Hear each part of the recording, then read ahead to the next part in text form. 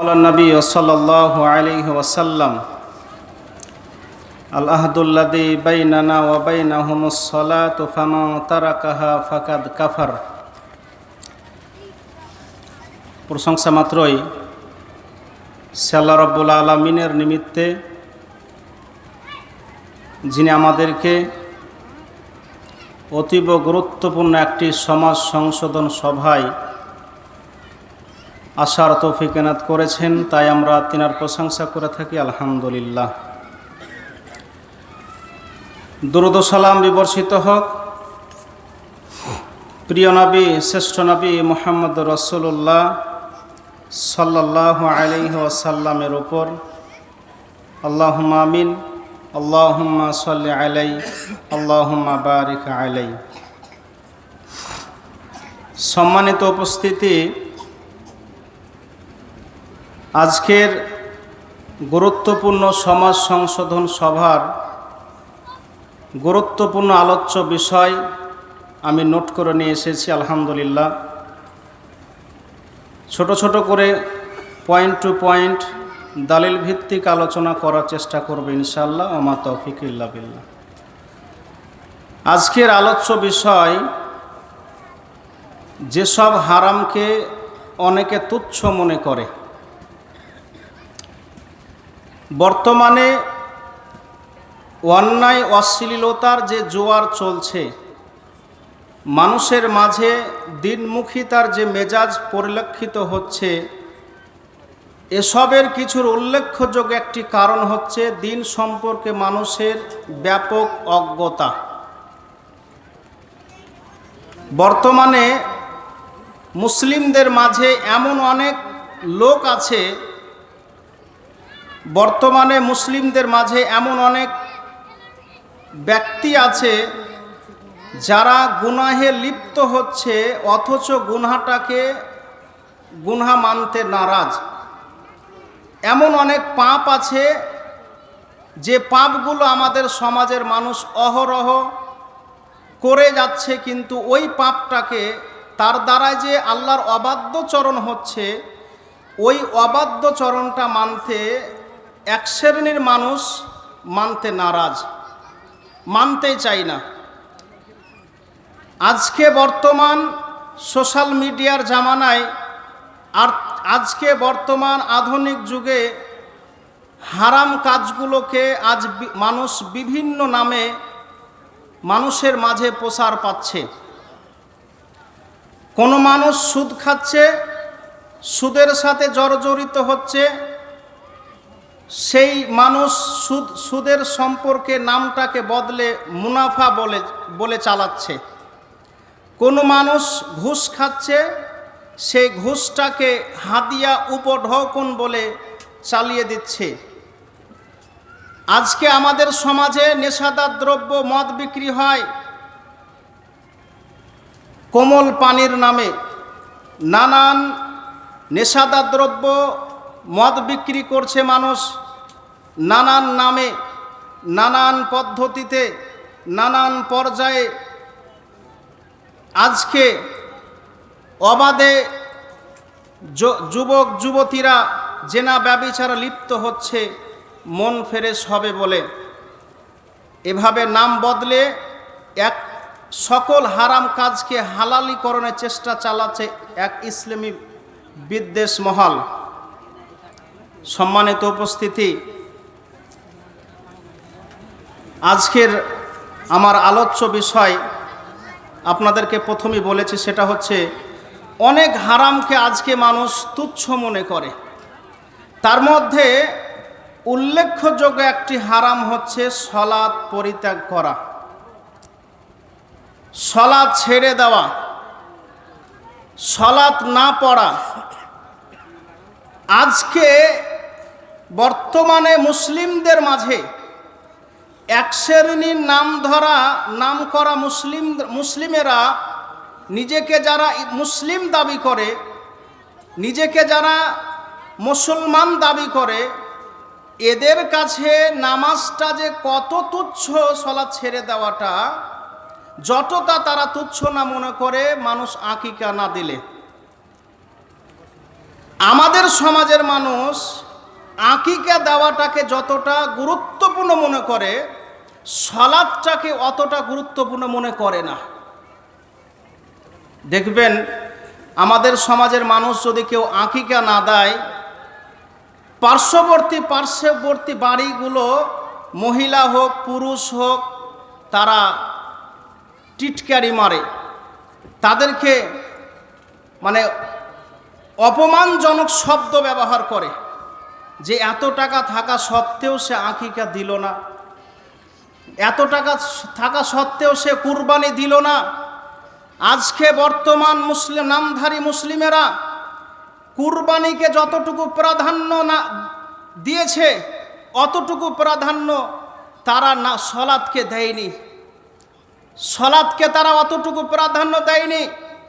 আজকে মানুষ তার জাকাতকে যতটুকু প্রাধান্য দিয়েছে অতটুকু মানুষ সলাতকে প্রাধান্য দেয়নি।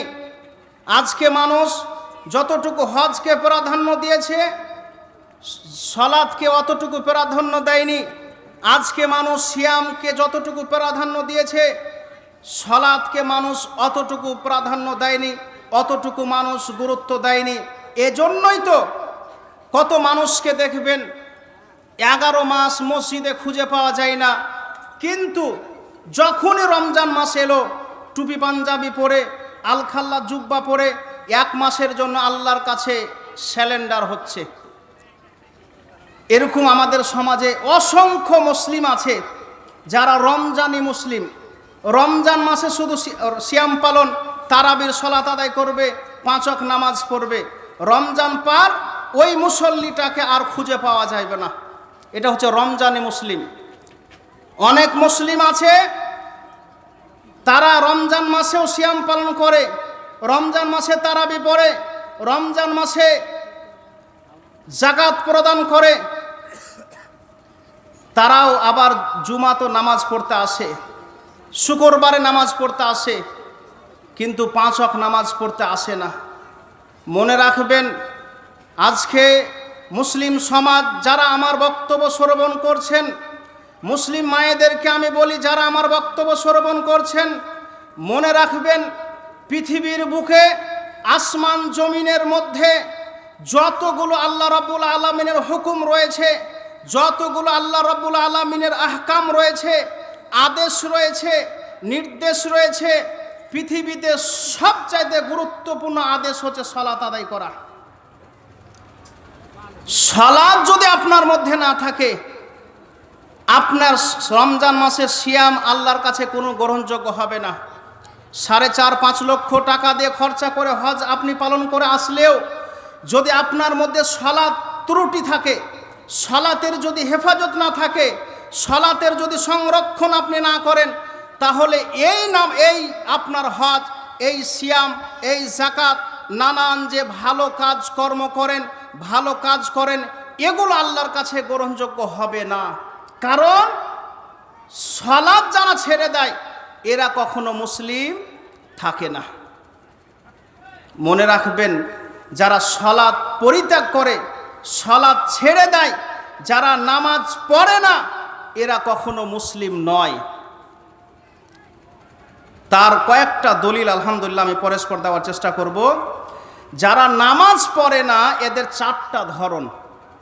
কোন শ্রেণীর কোন শ্রেণীর নামাজি কাফের আর কোন শ্রেণীর নামাজি কাফের নয়, এই কথাটা আপনাকে বোঝাতে চাইছি। যারা সালাত আদায় করে না, নামাজ আদায় করে না, তাদের ধরন হচ্ছে 4টা। 1, যারা টোটালি নামাজ আদায় করে না, টোটালি সালাত আদায় করে না, মসজিদের ধারে কাছে যায় না, এরা হচ্ছে টাটকা কাফের। এরা মুসলিম নয়, সরাসরি কাফের। ওর নাম আব্দুর রহমান হলো কাফের, ওর নাম আব্দুল্লাহ হলেও কাফের। কাফের হওয়া থেকে ওকে কেউ বাঁচাতে পারবে না। যারা টোটালি সালাত আদায় করে না তারা স্পষ্ট কাফের। 2, যারা মাঝে মধ্যে পড়ে, মাঝে মধ্যে ছাড়ে, কেউ বলেছে কাফের, কেউ বলেছে কাফের নয়। 4 জন ইমামের মধ্যে 3 জন ইমাম এই শ্রেণীর নামাজিকে ফাসেক বলেছেন।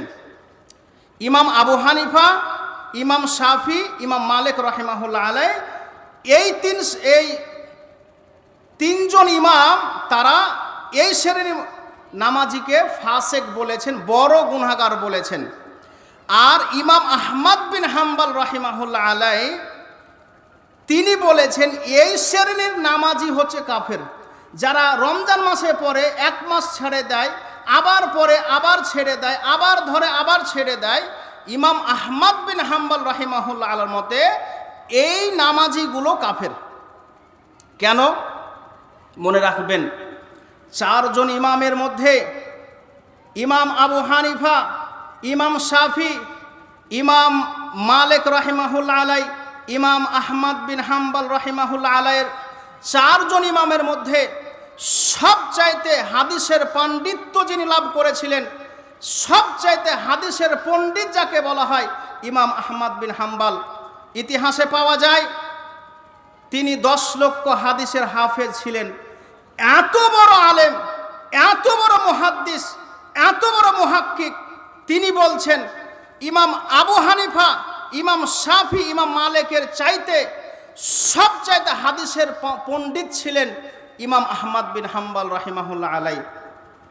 তিনি বলছেন যারা মাঝে মধ্যে পড়ে মাঝে মধ্যে ছাড়ে এরাও কাফের। 3, যারা নামাজ পড়ে না কিন্তু নামাজিদেরকে নিয়ে, যারা সালাত আদায় করে মুসল্লিদেরকে নিয়ে ঠাট্টা মস্করা করে, ঠাট্টা মজাক করে, চায়ের দোকানে, পানশালায়, টিভির দোকানে, মুদিখানার দোকানে, চায়ের আড্ডায়, পানশালার আড্ডায় মুসল্লিদেরকে নিয়ে ঠাট্টা মস্করা করে। কি বলবে? আমরা কি সাদে মসজিদ যাই না? যারাই নামাজি ওরাই তো শয়তান ভরে আছে, ওদের ভিতরই তো শয়তান আছে, ওরাই তো যত নামে নষ্টর গুরু। এক শ্রেণী বেনামাজি এরা বলবে যে ওদের চাইতে আমরা অনেক ভালো আছি। নাউজুবিল্লাহি মিন জালিক। এরা কত বড় শয়তান তাকে এমন প্ররোচনা দিয়েছে, শয়তান তাকে এমনভাবে কুমন্ত্রণা দিয়েছে যে নামাজের চাইতেও অনেক ভালো আছে। নাউজুবিল্লাহ, আল্লাহ তাদেরকে হেদায়েত করুক। মনে রাখবেন, যারা সালাত আদায় করে না এরা কখনো মুসলিম নয়। 4 নাম্বার, যারা নামাজকে নিয়ে ঠাট্টা মস্করা করে, নামাজকে নিয়ে হাসি তামাশা করে, যে নামাজ যারা পড়ছে তারা কত টাকা ইনকাম করে, আমরা নামাজ না পড়ে খুব সুখে আছি, সালাত আদায় না করে অনেক সুখে আছি। এরা নামাজিদেরকে নিয়ে বা সালাতকে নিয়ে হাসি তামাশা করে, এরাও কাফের। তাহলে যারা নামাজ পড়ে না তাদের 4টা ধরন। 1, টোটাল নামাজ পড়ে না, এরাও কাফের। 2, যারা মাঝে মধ্যে পড়ে মাঝে মধ্যে ছাড়ে, কিছু আলেম বলেছে কাফের, কিছু আলেম বলেছে এরাও বড় ফাসেক।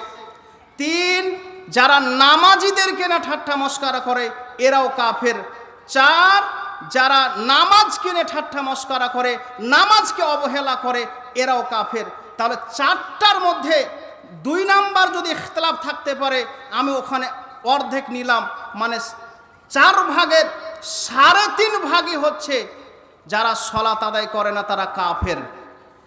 কোরআন থেকে আবার দলিল নিন। কোরআন থেকে আপনাকে 7টা আমি দলিল দিব যারা সালাত আদায় করে না তারা কাফের। কোরআন থেকে আপনাকে একটা দলিল দেওয়াই যথেষ্ট হয়ে যেত, 7টা দলিল আপনাকে শুনতে হবে। 7টা দলিল রয়েছে যারা সালাত আদায় করে না তারা হচ্ছে কাফের। খুলুন সূরা তাওবা 6 নম্বর 9 আয়াত নম্বর 11, সূরা তাওবা 6 নম্বর 9 আয়াত নম্বর 6, সূরা মারিয়াম 6 নম্বর 19 আয়াত নম্বর 59, সূরা রুম 6 নম্বর 30 আয়াত নম্বর 31, সূরা মুদ্দাসির 74 নম্বর সূরা আয়াত নম্বর 40 থেকে 43, সূরা মারিয়াম 19 নম্বর সূরা 60 নম্বর আয়াত, সূরা মাউন 107 নম্বর সূরা 4 থেকে 5 নম্বর আয়াত। 7টা দলিল কোরআন থেকে যে যারা সালাত আদায় করে না তারা কাফের। 2-1টা আপনাকে আয়াতটা শ্রবণ করাই, 2-1টা আয়াত আপনাকে বলি। সূরা রুমের 30 নম্বর সূরা 31 নম্বর আয়াত আল্লাহ বলছেন, ওয়া আকামুস সালাত, তোমরা সালাত কায়েম করো, তোমরা সালাত আদায় করো। ওয়ালা তাকুনু মিনাল মুশরিকিন, তোমরা মুশরিকদের সাথে অন্তর্ভুক্ত হয়ে যেও না, মুশরিকদের দলভুক্ত হয়ে যেও না।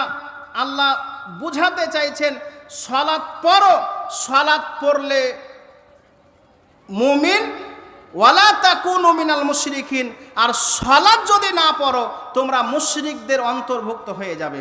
আপনাকে যদি বলি আপনি চা খান, চা খান না হলে চর খান, হয়তো আপনি চা খাবেন না হলে চর খাবেন, দুইয়ের এক আপনাকে খেতে হবে, দুইয়ের এক আপনাকে এটা নিতেই হবে। চা খেলে আপনি সম্মান পেলেন আর চর খেলে আপনার অপমান হলেন। ঠিক আল্লাহ রাব্বুল আলামিন বলছেন ওয়া আকিমুস সালাত, তোমরা সালাত কায়েম করো, ওয়ালা তাকুনু মিনাল মুশরিকিন, মুশরিকদের অন্তর্ভুক্ত হইও না, মানে মুশরিকদের দলভুক্ত হয় না। মুশরিক যারা, ইহুদি যারা, খ্রিস্টান যারা, হিন্দু যারা, এরা সালাত যেমন পড়ে না, হিন্দুরা যেমন সালাত পড়ে না, অগ্নি পূজকেরা যেমন সালাত পড়ে না, মূর্তি পূজকেরা যেমন সালাত পড়ে না, তেমন তুমি সালাত যদি না পড়ো তাহলে তুমি হলে মুশরিকদের মতো, অগ্নি পূজকদের মতো।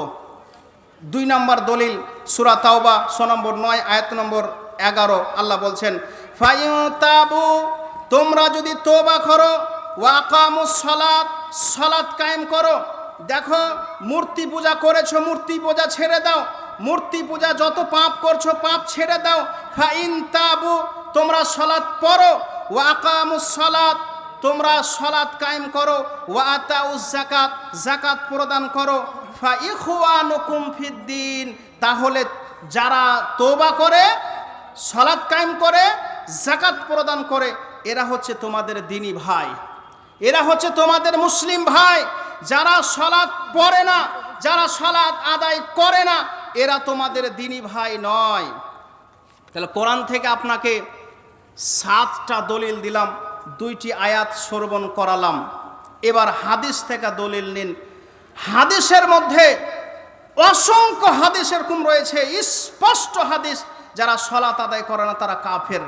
হাদিস থেকে আপনাকে দলিল বলি, খুলুন সহিহ মুসলিম হাদিস নাম্বার 82, সুনানে তিরমিজি 2621, সুনানো তিরমিজি 2622 নম্বর হাদিস, সুনানো তিরমিজি, সুনানো নাসাই, মুসনাদে আহমদ, ইমাম আহমদ বিন হাম্বলের লিখা মুসনাদে আহমদ 4143 নম্বর হাদিস, সহিহ আত-তারগিব প্রথম খণ্ড 382 নম্বর পৃষ্ঠা, সহিহ আত-তারগিব প্রথম খণ্ড 385 নম্বর পৃষ্ঠা। এতগুলো হাদিসে যারা সালাত পড়ে না তারা হচ্ছে কাফের। আপনাকে কয়েকটা এবারত পড়ে শোনায়, হাদিসের কয়েকটা হাদিসের এবারত আপনাকে শোনায়। খুলুন সুনানে নাসাই হাদিস নাম্বার 463, সুনানো তিরমিজি হাদিস নাম্বার 2621, সুনান ইবনু মাজা হাদিস নাম্বার 1079, মিশকাতুল মাসাবি 574 নম্বর হাদিস। রাসূলুল্লাহ সাল্লাল্লাহু আলাইহি সাল্লাম বলছেন আল আহদুল্লাযী বাইনানা ওয়া বাইনাহুমুস সালাত, তাদের সাথে আমাদের প্রতিশ্রুতি হয়েছে। আল আহাদ, আহাদ শব্দের অর্থ হচ্ছে প্রতিশ্রুতি, ওয়াদাবদ্ধ, তাদের সাথে অঙ্গীকার হয়েছে কিসের? as-সালাত, সালাতের। তাদের সাথে আমাদের, তাদের সাথে প্রতিশ্রুতি হয়েছে কিসের? as-সালাত, সালাত আদায় করার। ফামান তারাকাহা, যে ব্যক্তি সালাত ছেড়ে দিল সে ব্যক্তি ফাকাদ কাফারা, সে ব্যক্তি কাফের হয়ে গেল। রাসূলুল্লাহ সাল্লাল্লাহু আলাইহি সাল্লাম আরেকটি হাদিসের মধ্যে বলছেন, সহিহ মুসলিম হাদিস নাম্বার 148, রাসূল বলছেন বাইনার রাজুলি ওয়া বাইনা শিরকি ওয়াল কুফরি তারকুস সালাত, আমাদের মাঝে অর্থাৎ মুসলিমদের মাঝে আর কাফেরদের মাঝে পার্থক্য হচ্ছে তারকুস সালাত, সালাত ছেড়ে দেওয়া, সালাত পরিত্যাগ করা, সালাত ছেড়ে দেওয়া। সম্মানিত উপস্থিতি, এই হাদিসকে কেন্দ্র করে গুরুত্বপূর্ণ দু একটা কথা শুনুন। আমাদের সমাজে এক শ্রেণীর আলেম, এক শ্রেণীর মুহাদ্দিস, এক শ্রেণীর আলেমেরা বলে যারা সালাতকে ইনকার করে তারা হচ্ছে কাফের। এই বক্তব্য অসংখ্য আলেম, অসংখ্য মসজিদের ইমাম, অসংখ্য মাদ্রাসার হাদিসের পণ্ডিত্য যারা লাভ করেছে, হাদিসের যারা পাণ্ডিত্য লাভ করেছে, এরা বলে যারা সালাত অস্বীকার করে তারা কাফের। মনে রাখবেন, পৃথিবীতে এমন কোনো হাদিস নেই, আপনি পৃথিবীতে এমন কোনো হাদিস দেখাতে পারবেন না যেখানে রাসূলুল্লাহ সাল্লাল্লাহু আলাইহি সাল্লাম বলেছেন যারা সালাত আদায় অস্বীকার করে তারা কাফের। রাসূল সাল্লাল্লাহু আলাইহি সাল্লাম প্রতিটা স্থানে, প্রতিটা হাদিসে আল্লাহর নবীর ভাষা হচ্ছে ফামান তারাকাহা, ছেড়ে দিল। যারা বলে ইনকার করা, আনকারা ইনকারান মানে ইনকার করা, আরবিতে ইনকার বা জাহাদা বলা হয়, যারা অস্বীকার করে।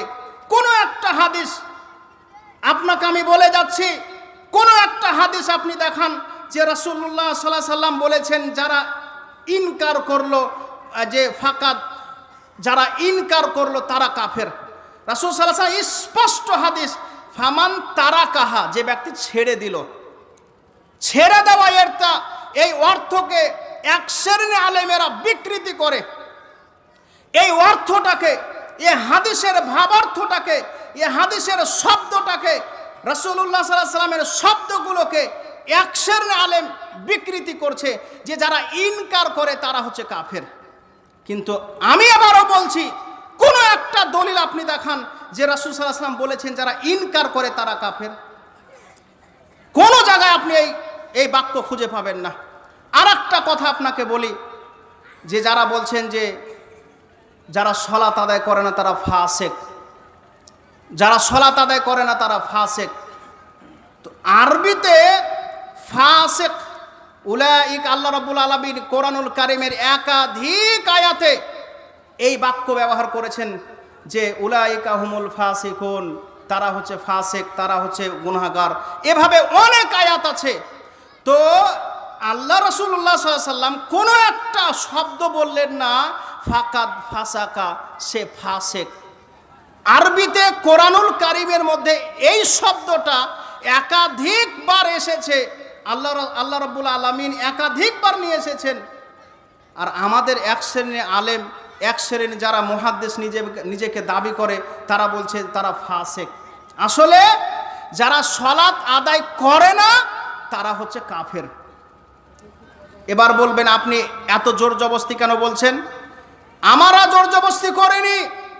সাহাবা একরামদের মধ্যে সাহাবীরা ইজমা ছিল, ঐক্যমত ছিল তাদের, যে যারা সালাত আদায় করে না তারা হচ্ছে কাফের। দেখবেন, খুলুন সুনান তিরমিজি 2622 নম্বর হাদিস।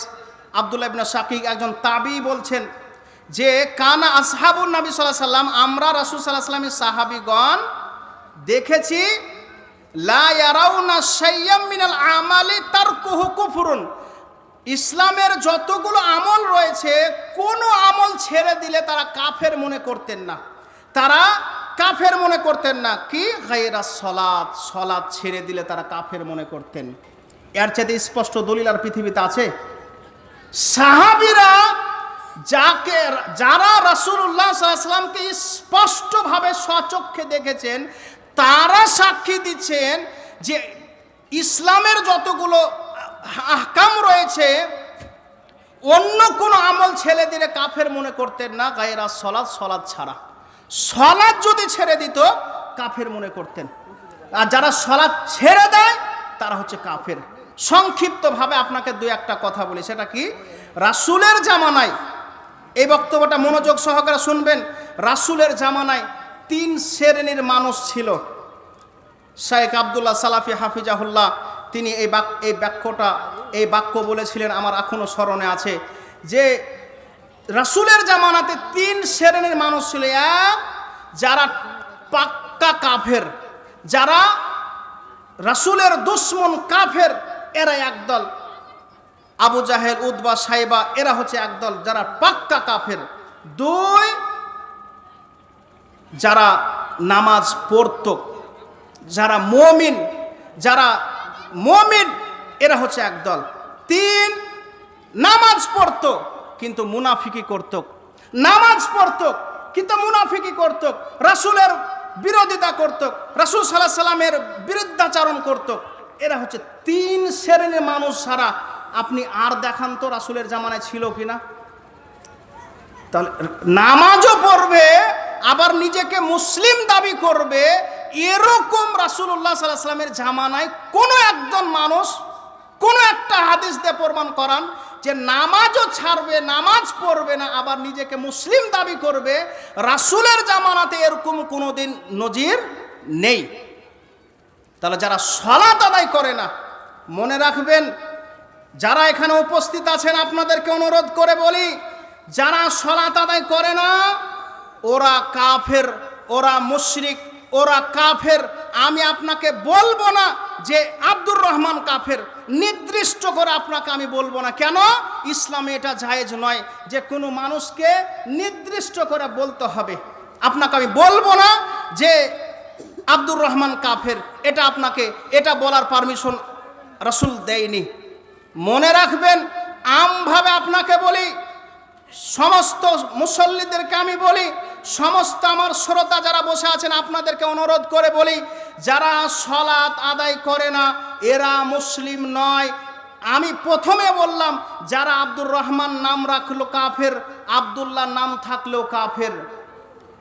মনে রাখবেন, যারা সালাত আদায় করে না তাদের জানাজায় রাসূলুল্লাহ সাল্লাল্লাহু আলাইহি ওয়াসাল্লাম কখনো পড়াননি। যারা সালাত পড়ে না এদের জানাজাই নাই। আপনি কত নিকৃষ্ট, যারা আপনার জানাজাই নাই, যারা সালাত পড়ে না এরা যে কত নিকৃষ্ট, এরা কুকুরের চাইতেও খারাপ। কুকুর বুঝেন?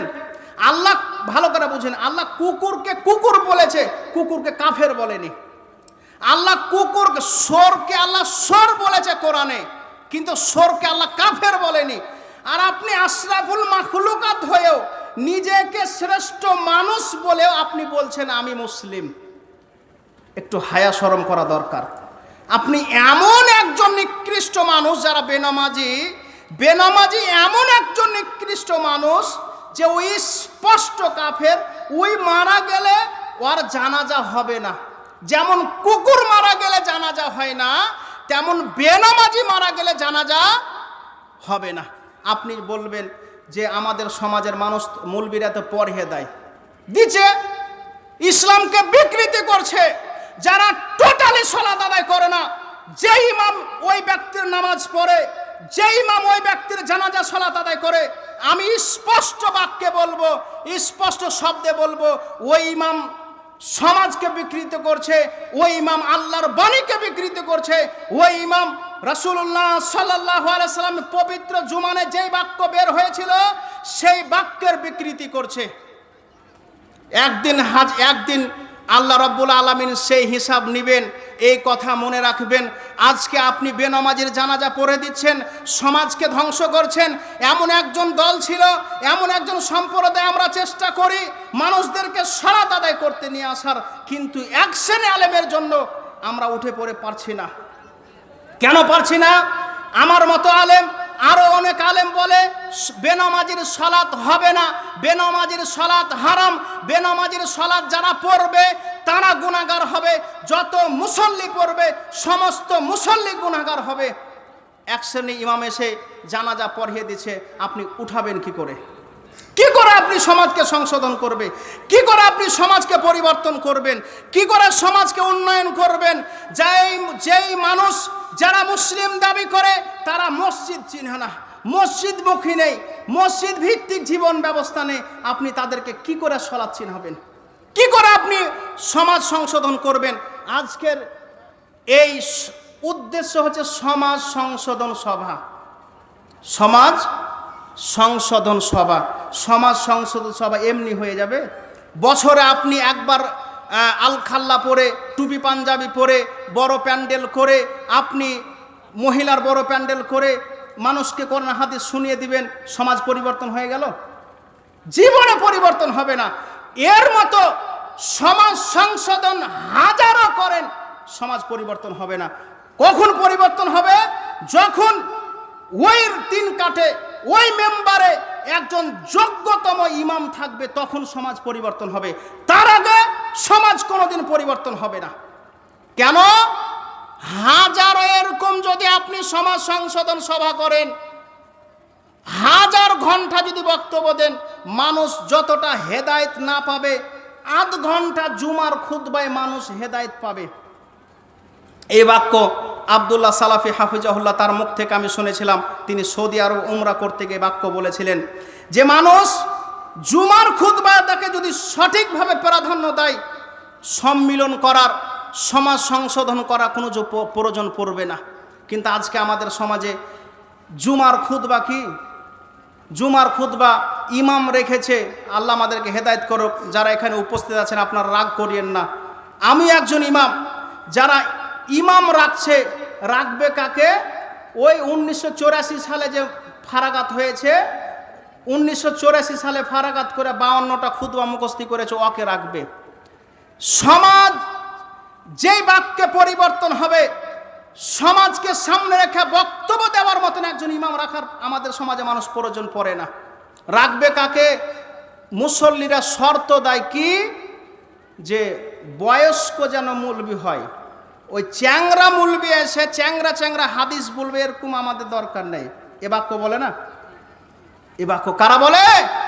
আমাদের সমাজের এক শ্রেণীর মুসল্লিরা বলে, নামাজিরা বলে যে চ্যাংরা মুলবি রাখার প্রয়োজন নেই। বলেন তো ইসলামে কোনদিন চ্যাংরা মুলবি শব্দ আছে যে ওটা রাখা প্রয়োজন নেই? ওই যে রাখবে, চ্যাংরা মুলবি আছে 18,000 চাইবে, আর ওই যে 1990 সালে যারা ফারাগাত করেছে 6,000-এ থেকে যাবে। যা দিবেন দিবেন, যে রাখেন তো তারপর দেখা যাবে। আমাদের সমাজে ইমামেরা বলবে যা দিবেন শুধু রাখেন তো। কিভাবে আকিকা কাটতে হয়, কিভাবে বেনামাজি জানাজা পড়াতে হয়, কিভাবে সমাজকে বিভ্রান্তি করতে হয়, ইমাম সাহেবের ওইগুলো মুখস্থি আছে। কিন্তু বেনামাজি যে কাফের, এই হাদিসগুলো ইমাম সাহেবের মুখস্থি নাই। আজকে আল্লাহ আমাদেরকে হেদায়েত করুক যে বেনামাজির ব্যাপারে সক্রিয় যদি ইমামেরা হতো, আজকে মানুষ এত বেনামাজি হতো না।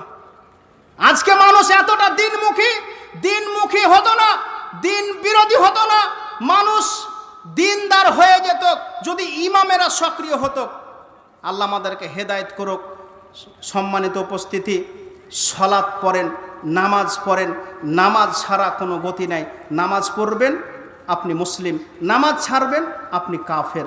নামাজ টোটালি পড়বেন না, আপনার জানাজাই নাই। মাঝে মধ্যে পড়ে, মাঝে মধ্যে ছাড়ে, এটাতে ইখতিলাফ আছে। আমি অত বড় মুহাদ্দিস না, আমি অতে যাব না। আমি আপনাকে এটাই বলি, যারা টোটালি সালাত আদায় করে না তাদের জানাজা নেই। আল্লাহ যেন আমাদেরকে হেদায়েত করে, বলুন আমিন। সম্মানিত উপস্থিতি, 2 নাম্বার হারাম, যে মানুষ হারামকে অনেকে তুচ্ছ মনে করে, তার মধ্যে উল্লেখযোগ্য হচ্ছে পেঁয়াজ রসুন কিংবা গন্ধযুক্ত বস্তু খেয়ে মসজিদে আসা। বুঝতে পারছেন কথাটা? এ বাক্য বুঝেছেন? পেঁয়াজ রসুন বা গন্ধযুক্ত বস্তু খেয়ে মসজিদে আসা। একটা হাদিস বলি আপনাকে, সহিহ বুখারী 855 নম্বর হাদিস। রাসূলুল্লাহ সাল্লাল্লাহু আলাইহি ওয়াসাল্লাম বলছেন, মান আকালা সুমান, যে ব্যক্তি কাঁচা পেঁয়াজ আও বাসালা কাঁচা রসুন খাবে, ফালইয়াতাজিলনা, রাসূল বলছেন সে যেন আমাদের মাঝে না আসে। আও কলা, অথবা ফালইয়াতাজিল মসজিদানা, সে যেন আমাদের মসজিদে না আসে। এটা রাসূল বলছেন। কেন? ওয়াল ইয়াকুদু ফি বাইতি, সে যেন ও বাড়িতে বসে থাকে। রাসূল বলছেন যে কাঁচা পেঁয়াজ খেলো, কাঁচা রসুন খেলো, সে যেন আমাদের কাছে অথবা মসজিদের ধারে কাছে না আসে। কেন না আসে? সহিহ মুসলিম 564 নম্বর হাদিস খুলে দেখবেন। রাসূল বলছে, মান আকালাল বাসালা ওয়া সুমা ওয়াল কুররাস, যে ব্যক্তি কাঁচা পেঁয়াজ, কাঁচা রসুন অথবা কুররাস খেলো। কুররাস মানে এক প্রকার গন্ধযুক্ত সবজিকে কুররাস বলা হয়। ফালা ইয়াকরাবান্না মসজিদানা, সে যেন আমাদের মসজিদের ধারে কাছে না আসে। কেন না আসে? ফাইন্নাল মালাইকাতা তাআযা মিনহু বানু আদম, যেখানে বানু আদম কষ্ট পায়, আদম সন্তান যে গন্ধতে কষ্ট পায়, যে দুর্গন্ধে কষ্ট পায়, সেখানে ফেরেশতাও কষ্ট পায়। সেখানে কে কষ্ট পায়? সেখানে ফেরেশতাও কষ্ট পায়। যেখানে বানু আদম, যেখানে আদম সন্তান কষ্ট পায়, সেখানে ফেরেশতাও কষ্ট পায়। একদিন উমর রাদিয়াল্লাহু তাআলা আনহু তিনি জুমার খুতবা দিচ্ছিলেন। খুতবা দিতে দিতে উমর রাদিয়াল্লাহু তাআলা আনহু একদিন খুতবার মধ্যে তিনি একটা বাক্য বললেন। কি বললেন? হে মানুষ সকল, ইয়া আইয়ুহান নাস, হে মানুষ সকল তোমরা শোনো, তোমরা দুটি গাছ খেয়ে এসো না, দুটি বস্তু খেয়ে এসো না, কাঁচা পেঁয়াজ কাঁচা রসুন। কেন? আমি রাসূলকে বলতে শুনেছি, ইজা ওয়াজাদা রিহাহুমা মিনার রাজুলি ফিল মসজিদ, কোন ব্যক্তি যদি এই কাঁচা পেঁয়াজ কাঁচা রসুন খেয়ে মসজিদে আসে, তার মুখ দিয়ে যদি দুর্গন্ধ বের হয়, ইবনে উমর রাদিয়াল্লাহু তাআলা বলছেন, আমারা বিহি, আল্লাহর নবী আদেশ করতেন। কি আদেশ করতেন? ফা উখরিজা, সে মুসল্লিকে যেন ওই মসজিদ থেকে বের করে দেওয়া হয়। হাদিসটা বুঝবেন, এই হাদিসের ব্যাখ্যা করবে ইনশাআল্লাহ।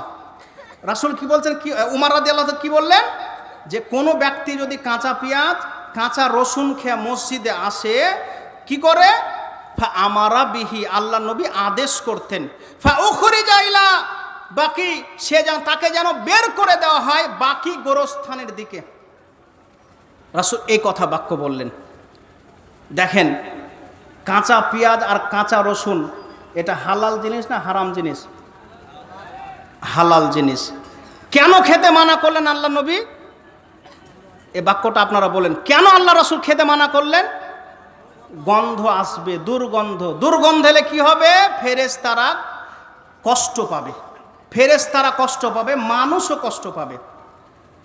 এবার আপনি বলুন, যারা বিড়ি শিকারের গুল গুটকা খৈনি খেয়ে আসে, এদের এই মুখগুলো সেন করে না দুর্গন্ধ হয়? সেন করে। এবার আপনি বলবেন যে মৌলভী সাহেব বক্তব্য অন্যদিকে চলে গেল, এতক্ষণ ঠিক ছিল, এবার বক্তব্য হয়তো অন্যদিকে যাবে। অন্যদিকে যাবে না, আপনার উপর দিয়ে চলবে ইনশাআল্লাহ। মনে রাখবেন, হালাল জিনিস রাসূল খেতে মানা করলেন কেন? দুর্গন্ধ আসবে, ফেরেশতা থাকবে না। আর আপনি বলেন, যারা বিড়ি খায়, সিগারেট খায়, গুল খায়, খৈনি খায়, জর্দা খায়, ইয়াবা খায়, তামাক খায়, গাঁজা খায়, তারাও নামাজ পড়ে না? তারাও নামাজ পড়ে, তারাও মসজিদে আসে, তারাও নামাজ পড়ে। তারা কি কষ্ট পায় না? ফেরেশতারা কষ্ট পায় না? ফেরেশতা কষ্ট পায় না, মানুষ কষ্ট পায়। দেখবেন, কোনো একজন দিনী ভাই আমাকে বলছে, একজন বিড়িখোর আমার কাছে এসেছে, এমনভাবে, দিনী ভাইটা একটু হয়তো মেজাজটা কড়া, তিনি বলছে আমার এমন রাগ হচ্ছে যে ওকে মনে হয় ওখানে মেরে দিই, এত গন্ধ হচ্ছে তার শরীর দিয়ে, তার মুখ দিয়ে, যে দুয়া বলছে তো মুছে ধোঁয়া বের হচ্ছে বিড়ির। এ বাক্য বলছেন কোনো একজন দিনী ভাই, আমি নাম বলছি না, এখানে হয়তো বসে আছে। বলেন তো, তাদের নামাজ হবে? এ ফতোয়া আমি দিব না, নামাজ হবে কি হবে না। কিন্তু রাসূলের বাক্য, যারা পেঁয়াজ রসুন খেয়ে মসজিদে আসবে তাদেরকে কি করতে হবে? আমারা বিহি, আল্লাহ নবীর আদেশ, আল্লাহর নবীর নির্দেশ, তাকে মসজিদ থেকে বের করে দাও। যতক্ষণ পর্যন্ত দুর্গন্ধ না দূর হবে, মসজিদে যেন না আসে। আপনি কাকে তাড়াবেন গো? কাকে তাড়াবেন? মসজিদের ক্যাশিয়ারও বিড়ি খায়, মসজিদের মুসল্লিও বিড়ি খায়, সেক্রেটারিও গুলখোর, মসজিদের ইমামও গুলখোর। আপনি তাড়াবেন কাকে? যে ইমাম তাড়াবে সেই ইমামও তো গুলখোর। আপনি কাকে তাড়াবেন? রাসূলের আদেশ, তাকে হঠাৎ মসজিদ থেকে দুর্গন্ধযুক্ত দূর করে মসজিদে যেন আসে। কাকে তাড়াবেন? পুরো মসজিদ আন্ডারে যতজন মুসল্লি আছে তার 90% মুসল্লি বিড়ি শিকারের সাথে জর্জরিত। কথা ভুল? কথা ভুল না সঠিক? যেমন মৌলবি হারামখোর, তেমন মসজিদের ক্যাশিয়ারও হারামখোর। সব হারামখোরে মিলে গেছে, দিয়ে ওই হারামখোর বলছে যে বিড়ি সিগারেট খাওয়া মাকরুহ। নাউজুবিল্লাহি মিন যালিক। আরে 12 বছর হাদিস পড়ে, 12 বছর সহিহ বুখারী, মুসলিম, আবু দাউদ, নাসাই, তিরমিজি, ইবনে মাজাহ, তাফসীর ইবনে কাসির, আপনার তাফসীরে পাই যাবি, যতগুলো হাদিস, যতগুলো তাফসীর আছে সব পড়ে, সব লাস্টে মসজিদে এসে খতিব সাহেব বলছে বিড়ি সিগারেট খাওয়া মাকরুহ। নাউজুবিল্লাহি মিন যালিক। এর মতন হাদিস বিকৃতিকার আর পৃথিবীতে জামানা আছে গো? আরে ইমাম সাহেব যে 12 বছর মাদ্রাসায় পড়েছে, 12 বছর মাদ্রাসায় পড়ার পরে ইমাম সাহেব বলছে যে গুল খাওয়া মাকরু। আর মাকরু মানে কি বলেন তো, একটু আমাকে কথা বলবেন, মাকরু মানে কি? মাকরু মানে হচ্ছে, মাকরু শব্দের শাব্দিক অর্থ হচ্ছে অপছন্দনীয়। দেখেন ছোট্ট একটা এই কথাটা আমি প্রায় জায়গাতে বলি। সূরা বানী ইসরাইল 6 নম্বর 17 আয়াত নম্বর 23 থেকে আপনার 38 নম্বর আয়াত পর্যন্ত খুলে দেখবেন, তাফসির দেখবেন। এখানে যারা ইমাম সাহেব আছে তাদেরকে আমি অনুরোধ করে বলছি, সূরা বানী ইসরাইল 17 নম্বর সূরা 23 থেকে 38 নম্বর আয়াত পর্যন্ত আপনি তাফসিরটা দেখবেন, আয়াতটা পড়বেন। প্রথমে আল্লাহ বলছেন যে যারা এতিমের মাল ভক্ষণ করে তাদের মানে কথা বললেন, যারা জেনা করে, যারা ডাকাতি করে, যারা এই মালে মানে ওজনে কম বেশি করে, এই বর্ণনা দিতে দিতে দিতে দিতে আল্লাহ 38 নম্বর আয়াতে বলছেন আল্লাহর কাছে এগুলো সবই মাকরু। এই ভাষা একটু মনে রাখবেন, আল্লাহর কাছে সবই মাকরু। ও হুজুর আপনাকে বলি, ও মসজিদের ইমাম সাহেব, যারা জর্দা পান খেয়ে সভাপতির দায়িত্ব পালন করেন, আপনাকে আমি বলি, ও মসজিদের ইমাম, 3 কাঠের দায়িত্ব নিয়ে আপনি কেন হাদিসকে বিকৃতি করছেন? কেন হাদিসকে নিয়ে হাসি তামাশা করছেন? কেন মানুষকে বিভ্রান্তি করছেন? মাকরু মানে কি বৈধ? তাহলে আল্লাহর কাছে আল্লাহ যে বলছেন যে ওজনে কম বেশি করা, ইয়াতিমের মাল ভক্ষণ করা, জেনার কাছে যেও না, বলতে বলতে 38 নম্বর আয়াতে আল্লাহ বলছেন যে এগুলো আমার কাছে সবই মাকরু। তাহলে কি জেনা করা মাকরু? ও হুজুর আপনাকে বলি, তাহলে কি ইয়াতিমের মাল ভক্ষণ করা মাকরু? আরে হুজুর মাকরু মানেই তো জানে না, অপছন্দনীয়। যেটা রাসূলের কাছে অপছন্দনীয়, আপনি নাবাবি, আপনি একজন ইমাম হয়ে আপনার কাছে কি করে অপছন্দ হতে পারে? আর আপনি নিজে কোরআন পড়েন, কোরআনে বলেন যে রাসূল যা বলে সেটাই তোমরা করো, রাসূল যেটা মানা করে সেটা তোমরা করিও। বলে না ইমাম সাহেবেরা, আতিউল্লাহ ওয়া আতিউর রাসূল, তোমরা আল্লাহ এবং রাসূলকে অনুসরণ করো। তাহলে আপনি কাকে অনুসরণ করে বিড়ি সিগারেট খাচ্ছেন গো? কাকে অনুসরণ করে আপনি জর্দা পান খাচ্ছেন? চ্যালেঞ্জ করে বলছি আমি, এই বক্তব্যে আমি ইনশাআল্লাহ এই বক্তব্যে আমি সব সময় বসতে রাজি। ওই সব ইমামদেরকে আমি চ্যালেঞ্জ করছি যারা বিড়ি সিগারেটের ব্যাপারে অপব্যাখ্যা করে, যারা হারামের ব্যাপারে বিড়ি সিগারেটের ব্যাপারে অপব্যাখ্যা করে। আমি চ্যালেঞ্জ করছি যে বিড়ি সিগারেট গুল গুটকা খৈনি যত নেশাদার দ্রব্য পৃথিবীতে জন্মাবে আর জন্মে আছে, মানুষের কাছে প্রসার পাচ্ছে, সমস্ত হারাম, সমস্ত হারাম। কেন হারাম? রাসূলুল্লাহ সাল্লাল্লাহু আলাইহি ওয়াসাল্লাম একটা হাদিসই যথেষ্ট, বেশি হাদিস প্রয়োজন নাই। একটা হাদিস যদি আমরা জানি আর হাদিসের প্রয়োজন পড়বে না। কেন হারাম দেখবেন, খুলুন সুনান ইবনে মাজাহ হাদিস নাম্বার 3393, সুনান তিরমিজি হাদিস নাম্বার 1865, মিশকাতুল মাসাবি 3645 নম্বর হাদিস। জাবের রাদিয়াল্লাহু তাআলা আনহু বলছে, জাবের একজন বিশিষ্ট সাহাবী, তিনি হাদিসটা বর্ণনা করছেন যে আন্না রাসূলুল্লাহ সাল্লাল্লাহু আলাইহি ওয়াসাল্লাম, আমি রাসূল সাল্লাল্লাহু আলাইহি ওয়াসাল্লামকে বলতে শুনেছি, তিনি বলেছেন মা আসকারা কাসিরুহু ফাকালিলুহু হারামুন। মা আসকারা কাসিরুহু, যে জিনিস বেশি খেলে ক্ষতি হবে তার কমও হারাম। এই বাক্য বুঝার চেষ্টা করবেন, এই বাক্য বুঝার চেষ্টা করবেন, এই হাদিসের তাসরি বুঝার চেষ্টা করবেন, এই হাদিসের মতলব বুঝার চেষ্টা করবেন। রাসূল বলছেন, শোনো শোনো পৃথিবীর মানুষ, মা আসকারা কাসিরুহু, বেশি খেলে যে জিনিসের বিবেকের ক্ষতি হবে, ফাকালিলুহু হারামুন, তার কমও হারাম। বলেন, যারা বলে যে বিড়ি খেলে তো নেশাই হয় না, আমাদের সমাজের মানুষ বলে না, ইমাম সাহেব বলে যে কই আমি তো 5 ওয়াক্তি গুল ঘুষছি গো মানজারুল ইসলাম, তো বিড়ি খেয়ে তো আমার এই গুল ঘুষে তো নেশা হয় না। ওই ইমামকে আমি বলছি যে আপনাকে এই যে গুল ঘুষছেন 5 ওয়াক্ত, তো ওই 3 প্যাকেট গুল যদি আমি একটা গেলাসে শরবত করে খাওয়াই, ইমাম সাহেবের হুঁশ থাকবে? কথা বলে না। যে খাচ্ছে আমি তাকে দিব, আমরা হয়তো একবার নিলে হয়তো আমাদের মানে থাকবে না, বিবেক থাকবে না। যে ইমাম খাচ্ছে, যে মুসল্লি খাচ্ছে, যে ক্যাশিয়ার খাচ্ছে, আমি তাকেই দিব সেটা। আপনি এক গ্লাস গুলে খাল তো দেখি, আপনার বিবেক কোথায় থাকছে? আর মদ, এরা বলছে যে আল্লাহ কোরআনে মদ বলেছে, খামার বলেছে। খামার শব্দের অর্থ কি গো? খামার শব্দের শাব্দিক অর্থ হচ্ছে আকালকে বেআকাল করে দেওয়া, মানে বিবেককে আচ্ছন্ন করে দেওয়া, বিবেককে মানে আচ্ছন্ন করে দেওয়া, বিবেকের জ্ঞান থাকবে না।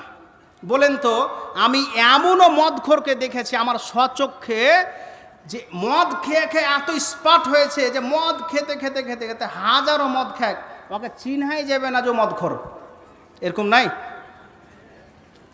এমনও দেখবেন আমাদের সমাজে, আরে আল্লাহ, বোঝা যাবে না যে এটা মদখোর গো, কিন্তু ওই এমন মদ খেয়ে থাকবে, আর একবার মদ না, বারবার ওকে মদ খেতে হবে। একদিন না মদ খেলে ওর দিন চলবে না, ওর তো নেশায় আসে না। তাহলে কি এটা হালাল হয়ে গেল? এটা হালাল হলো না হারাম হলো? তাহলে মদ খাওয়ার পরে তো নেশা আসে না, তার জন্য কি এটা হালাল? রাসূলের এই বাক্য, এই হাদিসটাই তো আমাদের জন্য যথেষ্ট।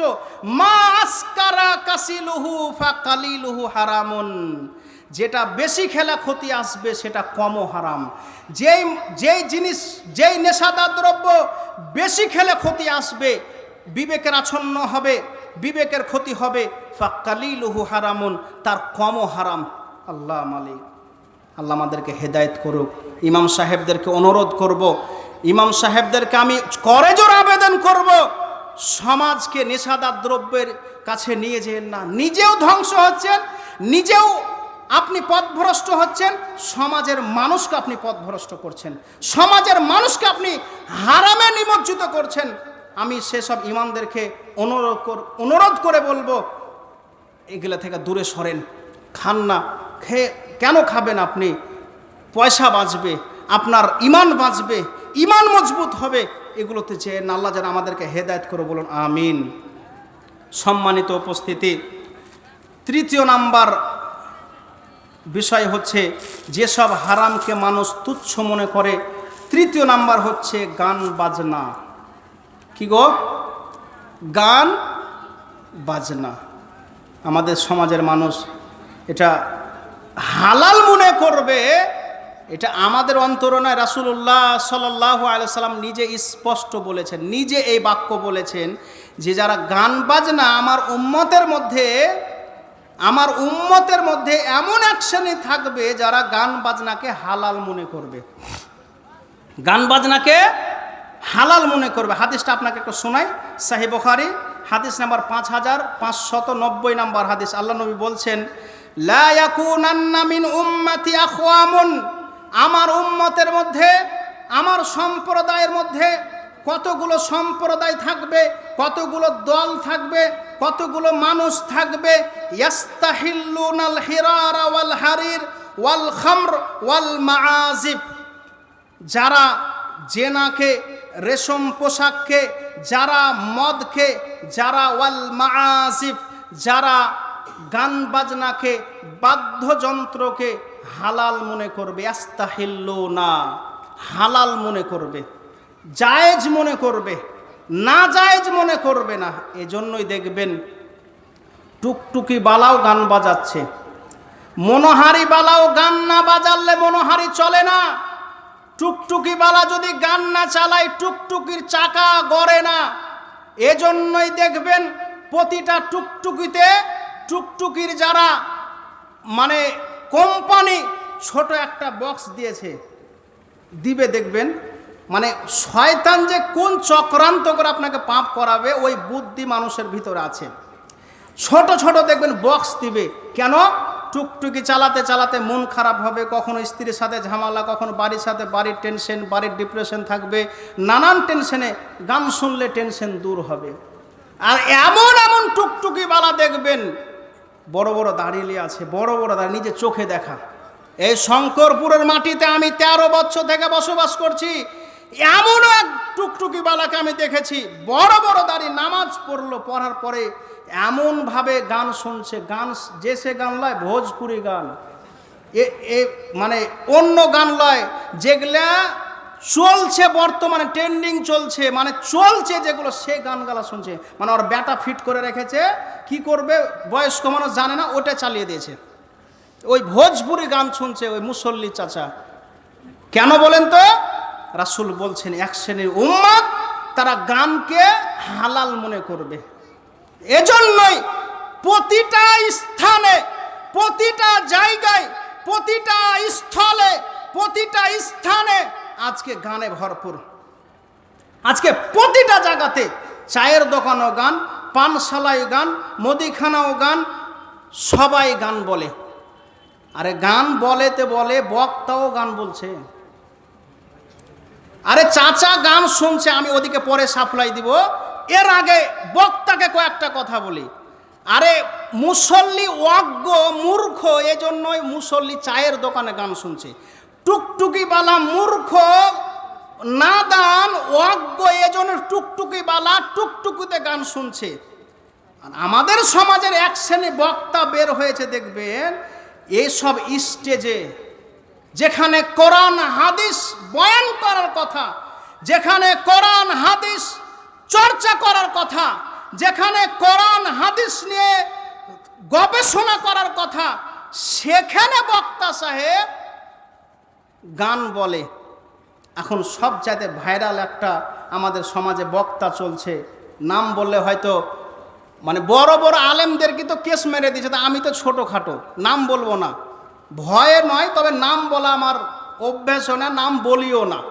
ওসব আলেমের নাম বলতে নিজেকে ছোট মনে হয়, এজন্য নাম বলছি না। আপনার নামটা মনে রাখবেন। আজকে আমার বক্তব্য হয়তো ইউটিউবে যাবে, আজকে আমার বক্তব্য হয়তো সোশ্যাল মিডিয়ায় শুনবে।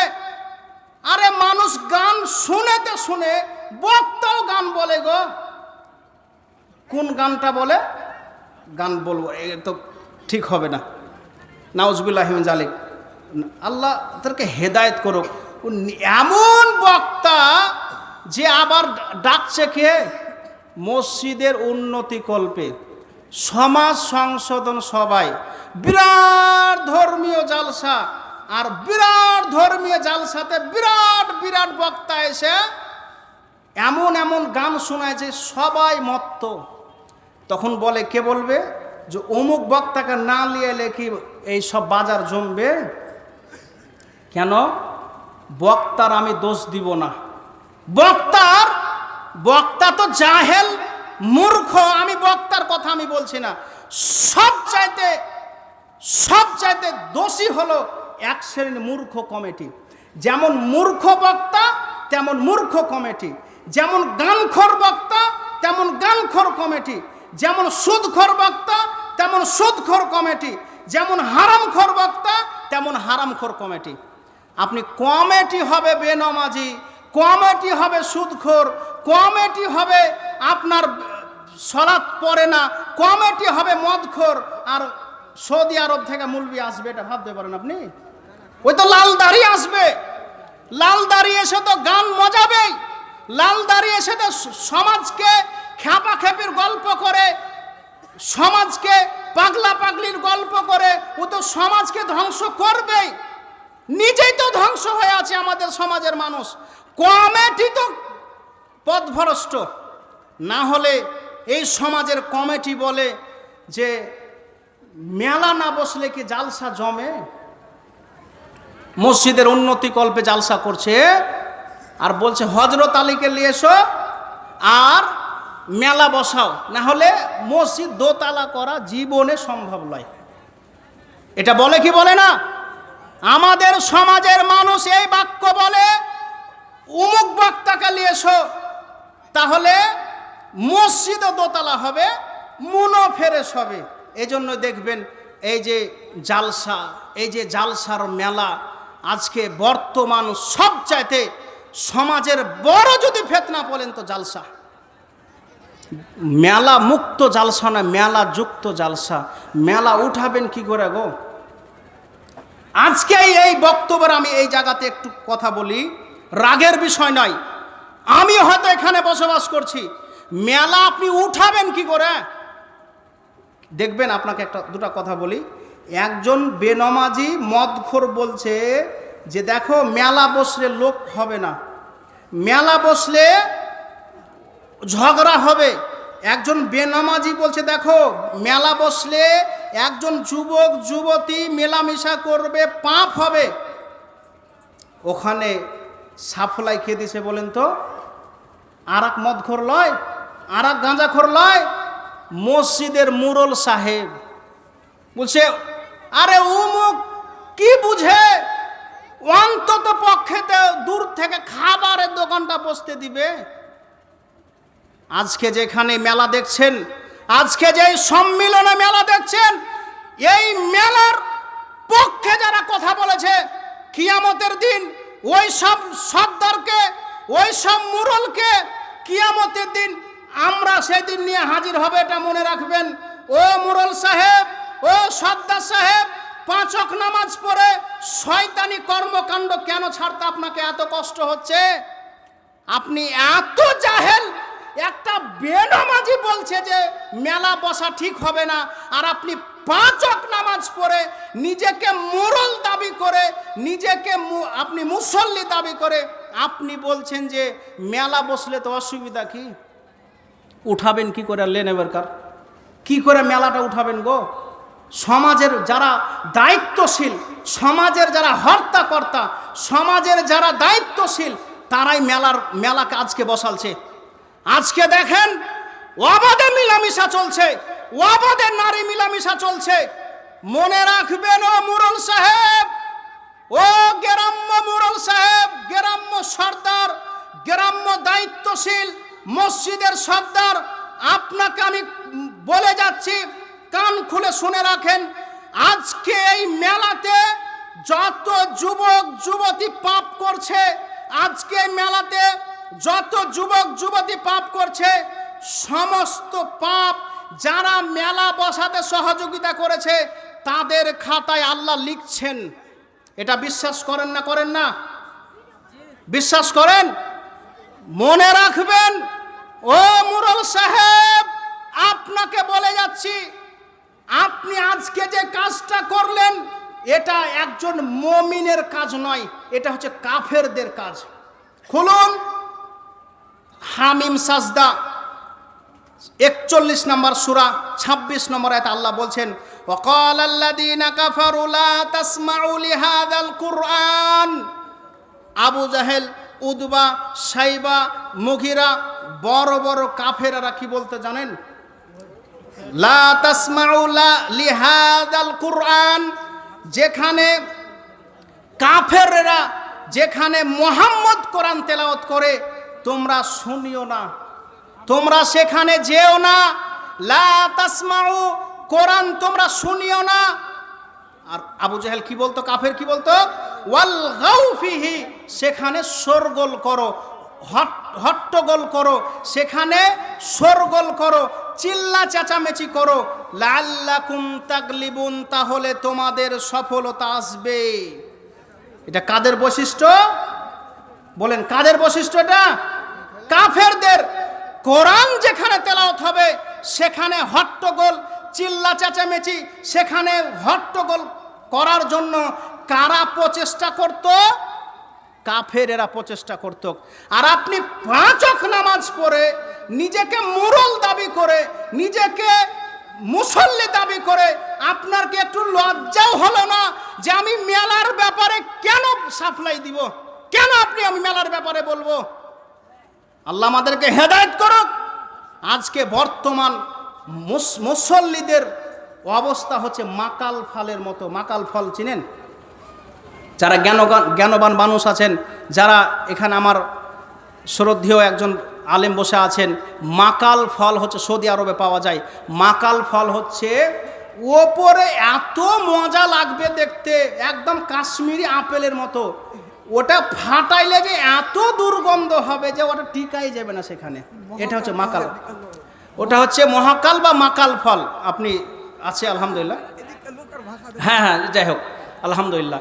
মহাকাল যেটাকে বলে, মাকাল শুদ্ধ বাংলা মাকাল, ওটাকে মহাকাল বলে। মহাকাল মানে এত মজা লাগবে দেখতে আল্লাহ মালিক, আর খুললে টিকা যাবে না, মোচা হাত থেকে ফেলে দিই। এই মহাকাল ফলের মতো আজকে আমাদের বর্তমান মুসল্লিদের অবস্থা। দেখতে সুবহান আল্লাহ, মেহেন্দিও করেছে, দাড়িকে মেহেন্দি করেছে, আর এত বড় বড় দাড়ি, আর পাঞ্জাবি ছাড়া চাচা নামাজ পড়ে না। ওই যে মুসল্লিটা যে মেলার সম্পর্কে সাপ্লাই দিয়েছে, ওই মুসল্লিকে বলছি, দাড়ি তো বড় রেখেছেন, পাঞ্জাবি টুপি হালখাল্লা পাঞ্জাবি পরেছেন, আপনাকে একটু হায়া শরম লাগলো না? আমি নিজে কানে শুনলাম এই সকালে, আমি আসছি মোটরসাইকেল নিয়ে, একজন মুসল্লি বলছে, এই যত নামের বেল লাগে কয়েকটা মুলবিতে। মুসল্লিটা বলছে যে কোন রকম মেলা না বসলে কে জালসা মানায় জি? কে বলছে দেখেন এত বড় বড় দাড়ি, আমি নাম বলবো না, নাম বলবো না, এই বড় বড় দাড়ি মাকাল ফল নয় আপনারা। রাসূল বলেছেন, শোনেন, মুসান্নাফে ইবনে আবি সাইবা খুলে দেখবেন, হাদিস নাম্বার 30,992 নাম্বার হাদিস। আল্লাহ নবী বলছেন, শেষ জামানার মধ্যে মসজিদে দেখবে পরিপূর্ণ মুসল্লি, মসজিদে এমন মুসল্লি হবে জায়গা দেওয়া যাবে না, কিন্তু একটাও মুসল্লির মধ্যে ঈমান থাকবে না। এ হাদিস মুখস্থ আছে তো? একটাও মুসল্লির মধ্যে ঈমান থাকবে না। আপনি কেমন ইমানদার গো যে আপনি মেলার ব্যাপার আপনি সাফলাই দিলেন গো? আজকে যুবক কমিটি ভাইয়েরা অনেক চেষ্টা করেছিল মেলা রুখার জন্য, অনেক প্রচেষ্টা চালিয়েছিল মেলা রুখার জন্য, কিন্তু এক শ্রেণীর মোড়লের জন্য, এক শ্রেণীর নামাজির জন্য মেলা রুখা সম্ভব হলো না। এখানে প্রতিক্রিয়া কি আসবে, এখানে ফল কি আসবে? ওই বেনমাজিটা যে মেলা রুখার চেষ্টা করেছিল, ওই বেনমাজি ভাই যে মেলা রুখার চেষ্টা করেছিল, বলবে মুসল্লিরাই তো মেলা সম্পর্কে মানে সাপ্লাই দিছে, তাহলে ওর চাইতে আর কে খারাপ হয়? এ বাক্য ওই বেনমাজি ভাই বলবে, ওর ঘৃণা জন্মে যাবে নামাজিদের উপরে। আল্লাহ আমাদেরকে হেদায়েত করুক। বিষয় আমার এটা নয়, কথায় বা কথায় আপনাদেরকে একটা উপদেশ দিলাম। উপদেশ মনে রাখবেন, যারা সাফলাই দিয়েছেন, আবার আপনাদেরকে শেষ কথা বলে যাচ্ছি, তওবা করেন। পরবর্তীতে যদি এরকম সম্মিলন করা হয়, পরবর্তীতে যদি এরকম সমাজ সংশোধন সভা করা হয়, কান ধরে উঠা বসা করেন যে মেলার পক্ষে কোনোদিন সাফলাই দিব না। এই বাক্য বলে, এই শব্দ বলে আপনাকে আজকে এই স্টেজ থেকে, এই সম্মিলন থেকে, এই সমাজ সংশোধন থেকে উঠে যেতে হবে। না হলে আল্লাহর কাছে দাবি জানাচ্ছি, আল্লাহ যারা মেলার পক্ষে সাফলাই দিয়েছে, আল্লাহ তুমি তাদের বিচার করিও। যারা মেলার পক্ষে কথা বলেছে, মেলা বসার জন্য সহযোগিতা করেছে, আল্লাহ তুমি তাদের বিচার করিও। না হলে তাকে এই দুনিয়াতেই আল্লাহ তাকে হেদায়েত দিও। বলুন আমিন। সম্মানিত উপস্থিতি, যেসব হারামকে অনেকে তুচ্ছ মনে করে, তার মধ্যে অন্যতম একটা হচ্ছে গান বাজনা। আজকে প্রতিটা স্থানে, প্রতিটা জায়গাতে গান বাজনা বাজছে। আজকে যে স্কুলে, যেই শিক্ষা প্রতিষ্ঠানে গান বাজনার ব্যাপারে সক্রিয় হওয়ার কথা, সক্রিয় করার কথা, সেই প্রতিষ্ঠানে গান না ছাড়া, গান না বাজলে প্রতিষ্ঠানের মানে অনুষ্ঠান শেষ হয় না। আজকে প্রায় স্কুলে বহু দিন এই বক্তব্য দিয়েছি, আবারও বলছি আপনাদেরকে মনে রাখবেন, প্রায় স্কুল আজকে সবচাইতে বড় ফিতনার স্থান হয়েছে। যেখানে যে স্কুলে সুশিক্ষা দেওয়ার কথা ছিল, যে স্কুলে ছাত্রদেরকে আদর্শবান করার কথা ছিল, যে স্কুলে ছাত্রদেরকে মুসআব বিন উমাইরের মতো যুবক হওয়ার কথা ছিল, যে স্কুলে আবু হুরায়রার মতো একজন দায়িত্ববান ব্যক্তি হওয়ার কথা ছিল, যে স্কুলে একজন উমারের মতো কণ্ঠ উঁচু একজন ছাত্র হওয়ার কথা ছিল, সেই স্কুলে একজন হিজড়া তৈরি করছে। হিজড়া তৈরি করে না? আরে এমন ভাবে বেটা ছেলেটাকে শাড়ি পরালছে যে ওকে চিনহাই যায় না ওই হিজড়া না বেটা ছেলে, না পুরুষ, না মহিলা।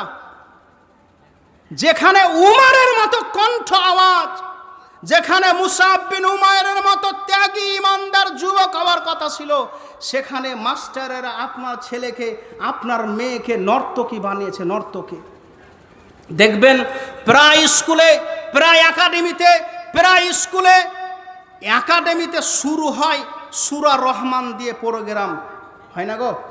কোরআন তেলাওয়াত দিয়ে শুরু হয়, আর শেষ হবে 6 ইঞ্চি 6 ফুটের ডিজে গান দিয়ে, বড় বড় ডিজে, ছোট ছোট ডিজের ওর জান ভরবে না মাস্টারের, হেড মাস্টারের ছোট ছোট ডিজেতে জান ভরবে না, বড় বড় ডিজে নিয়ে আসবে, দিয়ে ছাত্রীদেরকে নর্তকী বানালছে, ছাত্রীদেরকে ড্যানিস দেওয়ালছে। দেখেন স্কুলের যারা টিচার, রাগ করিয়েন না, প্রায় জায়গাতে দেখছি, রাগের বিষয় নাই, সতর্ক করছে আপনাকে। স্কুলের যারা দেখবেন, যারা দায়িত্বশীল, এরা সূরা রহমানও পড়াচ্ছে, ডিজে গানও বাজাচ্ছে। এর উদ্দেশ্য কি? এখানেও ভালো ছাত্র দরকার, আর ওই হিজড়া ছাত্রগুলাও দরকার। বুঝতে পারলেন না? এখানে ভালো ছাত্র দরকার, মুসাব বিন উমাইরের মতো দরকার, আর খুবাইব রাদিয়াল্লাহু তাআলার মতো ভালো ছাত্র দরকার, আর হিজড়াদের মতো দরকার। এই জন্য দেখবেন গানও বাজাচ্ছে, ডিজো বাজাচ্ছে, সূরা তেলাওয়াতও করাচ্ছে। মনে রাখবেন, আবারও বলছে আপনাদেরকে, যারা এখানে গার্জেন আছেন, যারা এখানে দায়িত্বশীল আছেন, নিজেকে মনুষ্যত্বের পরিচয় দেন, নিজেকে দায়ুস করিয়েন না, নিজেকে মনুষ্যত্ব পরিচয় দেন। আপনি বেঁচে থাকতে ওই স্কুলে আপনার ছেলে কেন ড্যান্স দিবে গো? আপনার মেয়েকে রাত 11:30 অবধি আপনার মেয়েকে স্টেজে ড্যান্স দেওয়ালছে। আর কিছু কিছু দায়িত্বশীল বলে আমার মেয়েটা সাকসেসফুল, মানে পরিপূর্ণ নাচতে পারছে, ওর চাইতে আহামুক আর পৃথিবীতে আছে?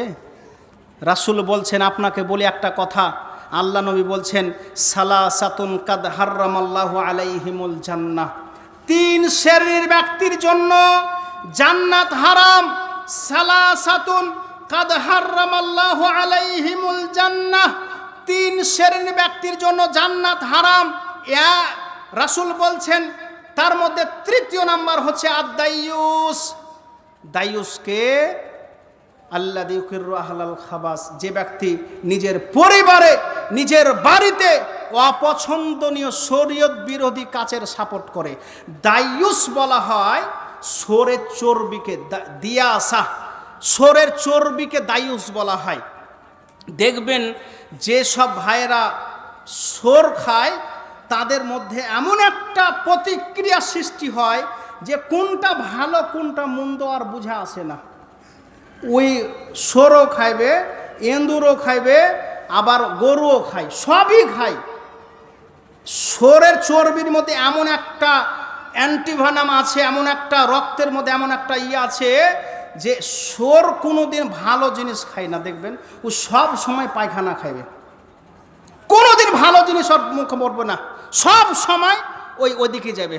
আর দেখবে এই জন্যই দিয়াসা বলা হয়েছে যে তারা মানে শুকুরের মতো হয়ে যাবে। কোনটা ভালো?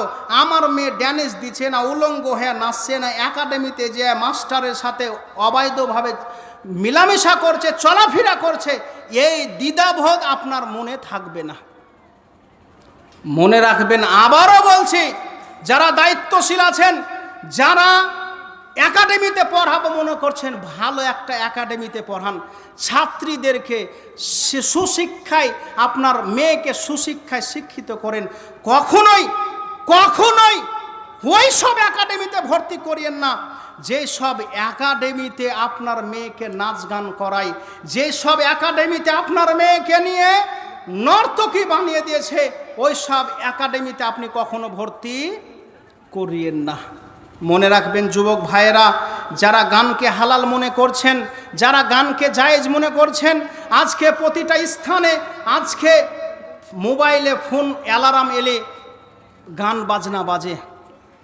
ফোন অ্যালার্ম তো দূরের কথা, শয়তান এমন একটা 3 নাম্বার শ্রেণীর ছেলে বের হয়েছে যে মোবাইলে ফোন করলেই গান বাজছে, ও গান সেট করে। আর কোম্পানি, জিও কোম্পানি গান বলেছে, কোন গানটা নেবে ওই গান দিয়ে দিয়েছে। ওকে ফোন করলেও গান, মোবাইলেও গান, শুতেও গান, পায়খানাতেও গান, চারিদিকে গান, চারিদিকে গান। কোথায় ঈমান হারিয়ে গেছে আমাদের সমাজের মানুষের, কোথায় ঈমান হারিয়ে গেছে? মনে রাখবেন, গান বাজনাকে সাহাবায়ে কেরাম কতটা জঘন্য মনে করতেন, কতটা নোংরা মনে করতেন। একটা হাদিস আপনাকে বলে দিই, নাফে রাদিয়াল্লাহু তাআলা বলছেন, সামিআ ইবনে উমার মিজমারান, আমি ইবনে উমারের সঙ্গে একটা রাস্তা দিয়ে অতিক্রম করছি, যাচ্ছি। যেতে যেতে গানের আওয়াজ এলো, গানের আওয়াজ এলো, মিজমারান গানের আওয়াজ পেল। ফাকালা ফাওয়াজা ইসবাইহি আলা উজনাই, ইবনে উমর কি করলেন, দুই হাতের আঙ্গুলকে দুই কানে প্রবেশ করালেন। ওয়ানানি তারিক, রাস্তা পরিবর্তন করলেন। ওয়াকালা, কিছুক্ষণ যে ওয়াকালা লিয়া নাফে, ইবনে উমর বলছেন, হে নাফে, হাল তাসমাউ শাইয়ান, তুমি কি কিছু শুনতে পাচ্ছ? তুমি কি গান বাজনা শুনতে পাচ্ছ? কলা, নাফে বলছেন লা, ফাকুলতু লা, আমি কিছু শুনতে পাই না। দেখেন ইবনে উমর গান শুনে কানে আঙুল দিয়েছেন, কেন? গানের শব্দটা যেন কোথায় না আসে, ভালো করে বোঝেন, কোথায় না আসে, কানে না আসে। আজকে বলেন, আজকে প্রতিটা জায়গাতে তো গান বাজছে বাজছে, আমাদের মা বোনও দেখবেন বিড়ি বানতে বসে, ছোট্ট মোবাইল চলে না, ফিতে টিতে সুতা দিয়ে দেখবেন ল্যাপটে চ্যাপটে গান শুনছে। চতুর্দিকে 4 জনা 10 জনা করে বসে গেছে, মন তো ভালো লাগে না, হারাম কাজ করছে, কি করবে, মন তো বসে না। বিড়ি বানতে আমাদের মা বোন গান শুনছে। গান না শুনলে বিড়ি বাঁধা হয় না। বাস্তব আপনাকে দেখবেন প্রায় জায়গাতে, প্রায় মা বোন যারা এখানে উপস্থিত আছেন, ওই মা বোনদেরকে বলি, আল্লাহ আপনাকে একটু হেদায়েত করেনি গো। যেখানে সাহাবায়ে কেরাম গান শুনলে কানে আঙুল দিতেন, সেখানে আপনি কি করছেন, বিড়ি বানতে গান শুনছে। নাউজুবিল্লাহি মিন যালিক। চেষ্টা করবেন প্রতিটা ভাইদেরকে, প্রতিটা মায়েদেরকে, প্রতিটা বোনেদেরকে সতর্ক করছি, চেষ্টা করেন কখনোই গান শুনিয়েন না। গান শুনলে কি হবে এই হাদিসটা বলে আমার বক্তব্য শেষের দিকে চলে এসেছে। এই হাদিসটা আপনাকে একটু শোনাই। গান শুনলে কি যে পাপ, আল্লাহর কি শাস্তি নামবে, এই কথাটা আপনাকে একটু বুঝাই। আনাস বিন মালিক রাদিয়াল্লাহু তাআলা হাদিসটি বর্ণনা করছেন। রাসূল বলছেন, লিয়াকুনান্না ফি হাদিহিল উম্মাহ, আমার উম্মতের জন্য 3টি পাপের কারণে 3টি ভয়াবহ শাস্তি নেমে আসবে। 3টি পাপের কারণে 3টি ভয়াবহ শাস্তি নেমে আসবে। খাসফুন, ভূমিকম্প হবে। ওয়াকালফুন, অত্যাচার চাপিয়ে দেওয়া হবে আল্লাহর পক্ষ থেকে, কোন জাতির পক্ষ থেকে, সমাজের কোন স্বৈরাচার বাদশা দিয়ে আল্লাহ অত্যাচার চাপিয়ে দেবে। ওয়া মাসখুন, আকার আকৃতি বিকৃতি করা হবে। কেমন 3টি পাপ? ইদা শারিবাল খুমুর, মদ পান যখন বেশি হয়ে যাবে, নেশাদার দ্রব্য যখন বেশি হবে, তখন আল্লাহ ভূমিকম্প দেবে। ওয়াত্তাখাজুল কাইনাত, নার্তকীকে নিয়ে, নায়িকাদের নিয়ে, বাদ্যযন্ত্র নিয়ে কি করবে, রাত্রি পার করবে, বাদ্যযন্ত্র দিয়ে নায়িকাদের নিয়ে সময় পার করবে। ওয়াযারাবু বিল মাআজিফ, আর ওয়াযারাবু বিল মাআজিফ, আর কি করবে, বাদ্যযন্ত্র শুনবে। দেখেন 3টি পাপ। 1, ইজা শারিবাল খুমুর, যারা নেশাদার দ্রব্যকে হালাল মনে করে খাবে, যারা নেশাদার দ্রব্যকে পান করবে, বেশি বেশি পান করবে। ওয়াত্তাখাজুল কাইনাত, নার্তকী নিয়ে রাত্রি যাপন করবে। ওয়াযারাবু বিল মাআজিফ, গান বাজনা শ্রবণ বেশি করবে। কয়টি পাপের কারণে কয়টি শাস্তি? 3টি পাপের কারণে 3টি শাস্তি। 1, খাসফুন, ভূমিকম্প হবে। আমাদের ভৌগোলিক যারা শিক্ষক তারা বলে যে ভূমিকম্প হয় যে ভিতরে কোনো একটা যন্ত্র নড়াচড়া করে, এই জন্য ভূমিকম্প হয়। ভূমিকম্প এই জন্য হয় গো, ভূমিকম্প ওই জন্য হয় না। যারা শিক্ষক মহাশয় ভুল ব্যাখ্যা দিচ্ছেন, আপনাকে বলি, ভূমিকম্প এই জন্য হয় না। ভূমিকম্প হয় আপনার স্কুলে গান বাজার কারণে। ভূমিকম্প হয় বেশি বেশি গান বাজার কারণেই ভূমিকম্প বেশি হয়। 2, ওয়াকাজফুন, অত্যাচার, কার পক্ষ থেকে? আল্লাহর পক্ষ থেকে বা কোনো জাতির পক্ষ থেকে অত্যাচার চাপিয়ে দিবে। কেমন অত্যাচার? আজকে যে বর্তমান 2025 সালে আমরা বাস করছি, বর্তমানে 2025 সালে যে আমরা বসবাস করছি, বলেন তো আমরা শান্তিতে বসবাস করছি না অশান্তিতে? আমরা তো শান্তিতে নেই। এসআইআর না শুরু হতে হতে দেখবেন এনআরসি এসে হাজির। এনআরসি হবে, এনআরসি হওয়ার পরে পরে আপনাকে আরও অন্যান্য কাগজ বের করবে। এমন একটা সময় বর্তমান যুগে বসবাস করছি, নির্দ্বিধায় আপনি যে স্বাধীনভাবে সলাৎ পড়ছিলেন মসজিদে, আপনি স্বাধীনভাবে সলাৎ পড়তে পারবেন না। কেন? আপনার সব সম্পত্তি আজকে সরকার দখল করে নিচ্ছে। আর ওই মুসল্লি, ওই নামাজি গান বাজছে, চায়ের দোকানে বসে বসে বলছে মোদি সরকার সব নিয়ে নিছে, ঈদগাহ তো বেলে নামাজ পড়তে দিবে না, আর গান চলছে। এদিকে গানও চলছে, আর মুসল্লি আর চায়ের দোকানে শ্রোতা যারা তারা বলছে যে মোদি সরকার সব নিয়ে নিছে। এমনি কি লিছে? আপনার গানের কারণে লিছে মোদি সরকার। গানের কারণে আজকে মোদি সরকার সব দখল করে নিয়েছে। অত্যাচারকে আল্লাহ আমাদেরকে এমনি চাপালছে। রাসূলুল্লাহ সাল্লাল্লাহু আলাইহি সাল্লাম সুনান ইবনে মাজার মধ্যে এসেছে, তোমরা যখন আল্লাহর ওয়াদা ভঙ্গ করবে, রাসূলের ওয়াদা ভঙ্গ করবে, তোমাদের যত সাই সম্পত্তি আছে অন্য জাতি সব দখল করে নিবে। একটা বই আছে আমার কাছে, গুনাহ মাফের উপায়, শাহাদাত খান হোসেন ফাইসাল, গুরুত্বপূর্ণ বই। ওই বইয়ের মধ্যে হাদিসটা নিয়ে এসেছে যে মানুষ যখন আল্লাহর অঙ্গীকার ভঙ্গ করবে, ওয়াদা ভঙ্গ করবে, প্রতিশ্রুতি ভঙ্গ করবে, তখন কি হবে? যতগুলো সাই সম্পদ আছে সব দখল করে নেবে। কে? জালেম শাসক, অত্যাচারী শাসক। আজকে আমরা পাপে পাপ হয়ে আছি, আমাদের অন্যায় ভরে আছে, আর বলছে মোদি সরকার সব নিয়ে নিলে আমাদেরকে একজোট হতে হবে। কে বলছে? এক শ্রেণী বক্তা। আজকে এক শ্রেণী বক্তা বের হচ্ছে যে আহলে হাদিস হানাফির মধ্যে কেন দ্বন্দ্ব হবে, তারা তো একতাবদ্ধ হতে পারে।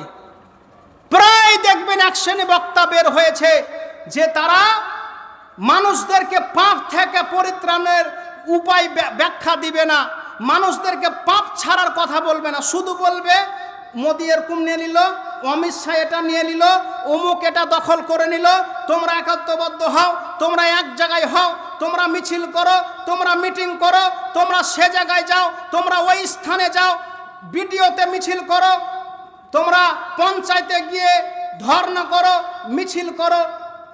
এটাতে সমাধান হয়ে যাবে? এটাতে সমাধান হবে না। তলে তলে সবই পাপ করছি, আর ওপর আমরা সুফিগিরি করছি। এমনি কি আমাদের সমাজে আজ অকাপ সম্পত্তি দখল হচ্ছে? মনে রাখবেন, আবারও বলছে আপনাকে, স্বাধীনভাবে যেখানে আজকে এই প্রোগ্রাম করছি, ভবিষ্যতে এমন একটা দিন আসছে, এমন একটা সময় আসছে, স্বাধীনভাবে আপনি প্রোগ্রাম করতে পারবেন না। যেই করস্থানে, যে স্থানে আপনার বাপ মা শুয়ে আছে, আপনি আপনার দাদিকে শোয়াবেন, আপনি গোরস্থানে কবর দিতে যাবেন, বিডিওর সহি নিয়ে আসতে হবে। জানেন এটা কোথায় নিয়ে আসতে হবে? বিডিওর কাছে সিগনেচার করতে হবে যে দেখো, এটা যদি তোমরা কবর দিতে যাও তাহলে বিডিওর সহি না হলে পুলিশ চলে আসবে। খুব একটা বেশি দূর নয়, চলে এসেছে। কেন?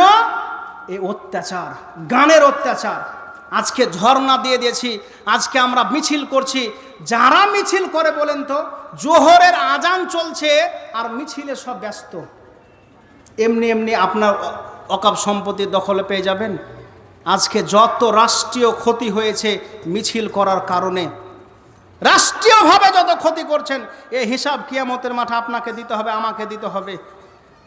মানুষের ঈমান নাই, মানুষের আমলে ত্রুটি, মানুষ মসজিদমুখী হয় না, সেই বক্তব্য নয়, আর বলছে আমাদেরকে একাত্মবদ্ধ হতে হবে। আহলে হাদিস হানাফি দ্বন্দ্ব করলে হবে না, আহলে হাদিস হানাফি বিভাগ হলে হবে না, একাত্মবদ্ধ হতে হবে। ওই সব বক্তাদেরকে বলি, রাজনীতি বক্তা আমাদের সমাজে অনেক বের হয়েছে, একাত্মবদ্ধের কথা বলে, একাত্রিতর কথা বলে। মানুষ একাত্মবদ্ধ কিসের কারণে হবে বলেন তো? রাজনীতির ক্ষেত্রে একাত্মবদ্ধ হবে না তাওহীদের ওপর একাত্মবদ্ধ হবে?